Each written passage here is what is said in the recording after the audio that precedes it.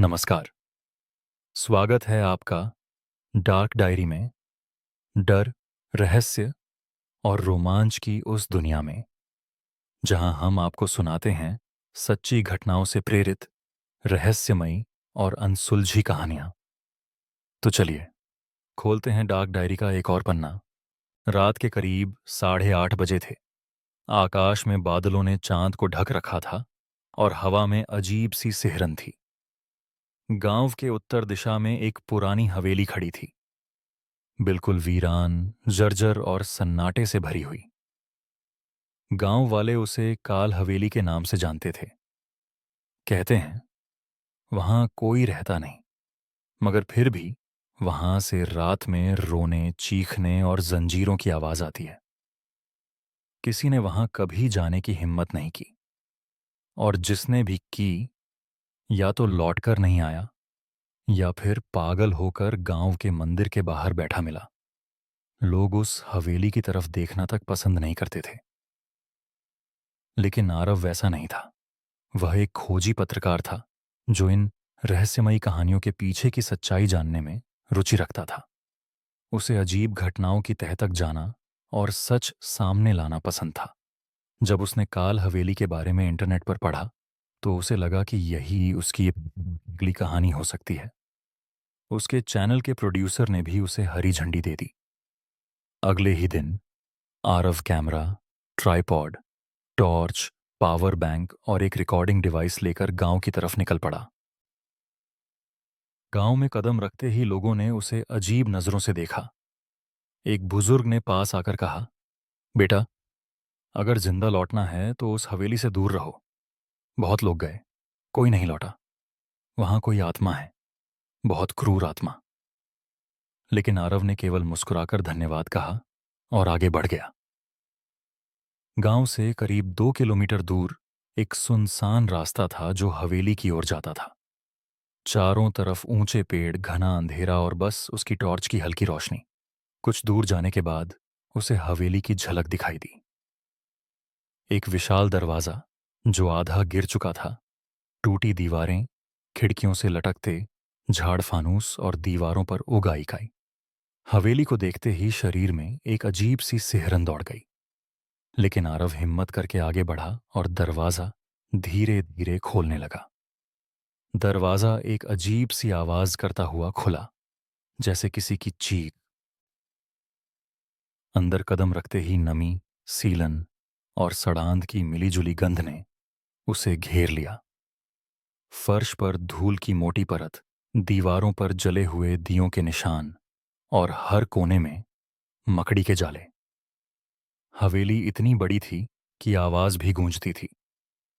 उसने camera on किया और खुद को रिकॉर्ड करने लगा। आज मैं उस हवेली के अंदर हूं जिसे लोग शापित मानते हैं। अगर कुछ होता है तो कैमरा सब रिकॉर्ड करेगा।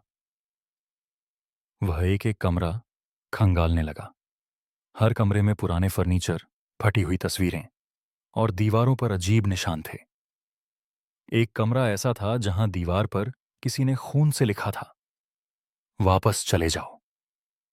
आरव ठिठक गया, लेकिन खुद को मजबूत करते हुए आगे बढ़ गया।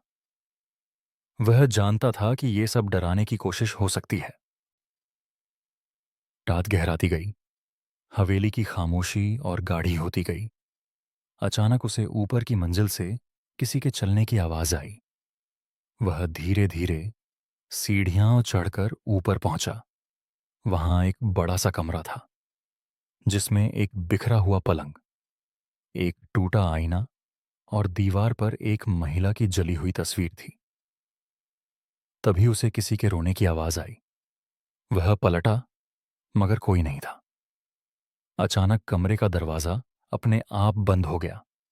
वह दौड़कर दरवाजा खोलने गया, मगर दरवाजा जाम हो चुका था। तभी उस कमरे के कोने में धुंधली सी एक परछाई दिखी, एक महिला की आकृति जो धीरे धीरे उसके पास आ रही थी। उसका चेहरा झुलसा हुआ, आंखें लाल और बाल बिखरे हुए थे। आरव स्तब्ध रह गया। उसने कैमरा उसकी ओर किया, लेकिन जैसे ही कैमरे की लाइट पड़ी, वह आकृति गायब हो गई। अब घबरा चुका था। उसने दरवाज़ा किसी तरह खोलने की कोशिश की और जैसे तैसे बाहर निकल पाया। वह नीचे भागा और मुख्य दरवाजे की ओर बढ़ा, लेकिन मुख्य दरवाज़ा भी अब अंदर से बंद हो चुका था। अब हवेली ने उसे अपने अंदर कैद कर लिया था। वह दोबारा एक कमरे में जाकर छुप गया और सोचने लगा कि आखिर यह सब क्या है। तभी उसकी नज़र एक पुराने अलमारी पर पड़ी। उसने जैसे ही अलमारी खोली, वहां एक पुरानी डायरी रखी थी।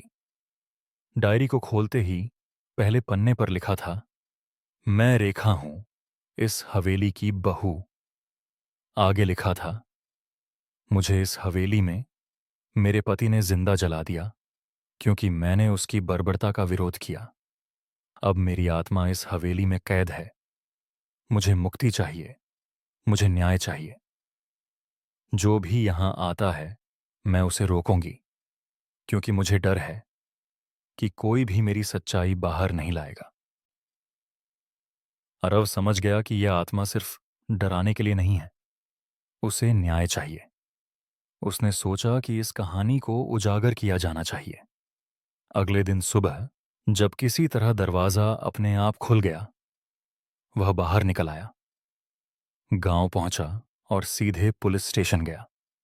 उसने हवेली से मिली डायरी, तस्वीरें और वीडियो सबूत पुलिस को दिए। पहले तो पुलिस ने अनदेखी की, लेकिन जब आरव ने यह कहानी अपने चैनल पर प्रसारित की, तो पूरे राज्य में हड़कंप मच गया। पुरानी फाइलें खोली गईं और रेखा देवी की गुमशुदगी के केस को दोबारा खोला गया। हवेली की दीवारों की खुदाई की गई। एक दीवार के अंदर से हड्डियां और एक जली हुई साड़ी बरामद हुई।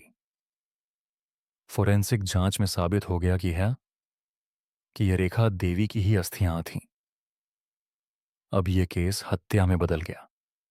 आरोपी पति तो मर चुका था, लेकिन रेखा देवी को न्याय दिलाने के लिए उनके अंतिम संस्कार पूरे विधि विधान से किए गए। एक पंडित ने हवेली में पूजा कराई और आत्मा की शांति के लिए विशेष अनुष्ठान किया गया। उस रात आरव दोबारा हवेली गया। इस बार हवेली शांत थी। वही कमरा जहां रेखा की आत्मा मिली थी, अब खाली और हल्का हल्का प्रकाशमय लग रहा था, जैसे वहां कोई भार नहीं रहा। एक कोने में उसकी रिकॉर्डिंग डिवाइस अपने आप ऑन हो गई और उसमें एक धीमी आवाज आई, धन्यवाद, मुझे मुक्ति मिली। और फिर सब कुछ शांत। उसने एक भटकी आत्मा को मुक्ति दिलाई। उस रात के बाद हवेली से कोई चीख, कोई साया, कोई डरावनी आहट नहीं आई। बस एक हल्की सी हवा चलती है, जैसे कोई मुस्कुराकर कह रहा हो, अब सब ठीक है। तो ये थी आज की कहानी। अगर आपको ये कहानी पसंद आई हो तो लाइक और कमेंट करें, और ऐसी ही कहानियों के लिए डार्क डायरी को सब्सक्राइब करें। मिलते हैं अगली रात एक नए राज और एक नई कहानी के साथ, सिर्फ डार्क डायरी में।